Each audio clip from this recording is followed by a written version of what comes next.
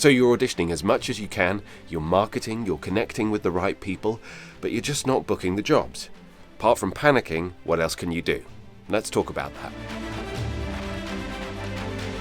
So much time can be spent fighting for the opportunity to audition for new projects, building relationships, increasing the quantity and quality of the opportunities that we have. And so once we have that opportunity to actually audition for a project after being shortlisted, it can be quite destabilizing if we don't book once, then twice, and then and again and again and again. And this is when imposter syndrome can really kick in. You start to question your skills, your ability, whether or not all the stuff that you're putting out there to everyone is actually true of yourself.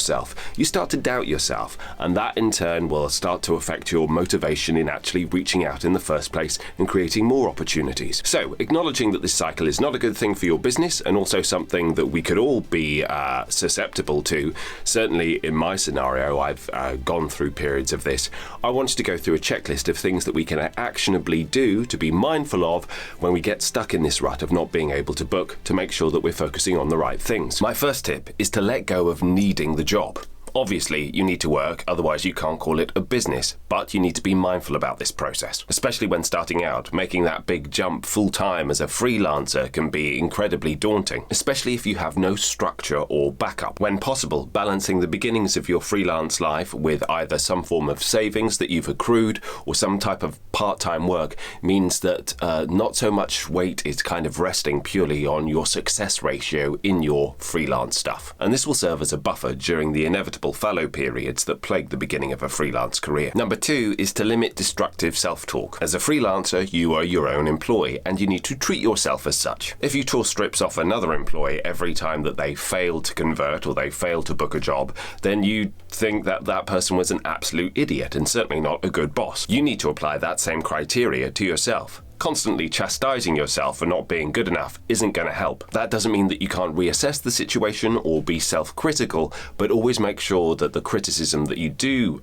give yourself is constructive. Number 3 is don't perpetuate a negative narrative. If you're constantly telling not just yourself, but also your peers or your existing clients or prospects that you're not booking, then that becomes part of your identity. You're hardwiring a negative narrative that will only disempower you. All this will do is demotivate yourself and also make you less attractive to collaborate with for existing leads and clients. My 4th tip is to hold an action audit. Keep a diary of daily actions that you are taking to further your career. Is there anything missing? Are there areas that you are neglecting? And if so, why? The sooner that you can get into the habit of adopting an objective perspective on your business, the sooner you can start taking reasoned action. So if you're failing to proceed with essential tasks in your business, you need to identify that and address that as soon as possible. Tip 5 is hold a motivation audit. If you find that there are tasks that you know that you should be doing, but you are failing to do them, then you need to ask yourself why. What is making you not do the thing, and what can you adjust to solve these problems? If it's simply down to a lack of time, then you need to prioritize, adjust your time scale, or you need to outsource some things. Maybe if you're constantly feeling overwhelmed, then focus on just the one important thing that you can do that day. Tip 6 is to lean on trusted peers. Now, this is not your mum, and hello mum,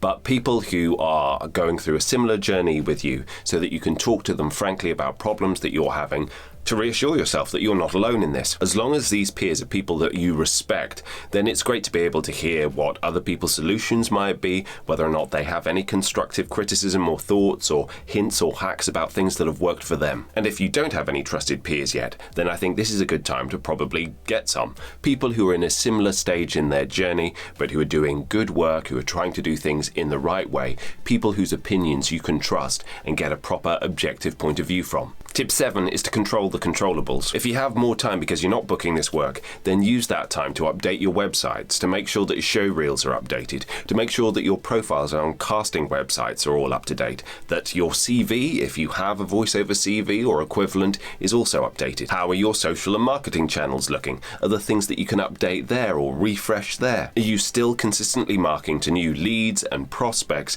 to make sure that more opportunities are coming in? Tip 8 is to adjust the end goal. If your target is not something directly under your control, then make sure that you're focusing on the things that you can. Aim for relationship building rather than the number of jobs that you converted in a particular month. Yes, an audition ratio over a period of time is a useful metric to measure your level of success and proficiency, but sometimes you just have a duff run of auditions, and that's nothing to do with you, that's just part of the game. Tip 9 is coaching and skill building. Take this opportunity to check in with a coach to make sure that you're comfortable with your reads and approaches, and that you're sensitive to any new trends that might have entered into the market. If you're relatively secure in your existing skill base, then maybe look about extending it into other genres so that you have more opportunities coming in. Finally, number 10, check the market. Double check that you're targeting the right genre of voiceover for your voice, not just the one that you would like to work in. Take stock of where current trends are, where you sit in the market as a comparison, and maybe double down on your strengths. If there's one particular genre that you always do consistently well in,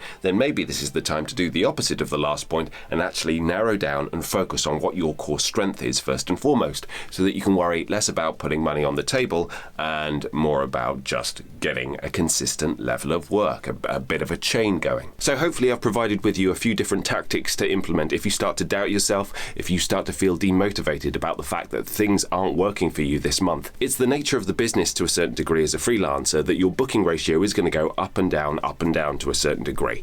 So although it's always important to keep an eye on the metrics to see how much better that you are getting, but resist the temptation to read too much into it and always be mindful of what action that you're taking. As ever, thanks so much for watching. Please do like, subscribe and spread the word about this channel, and I look forward to seeing you next time.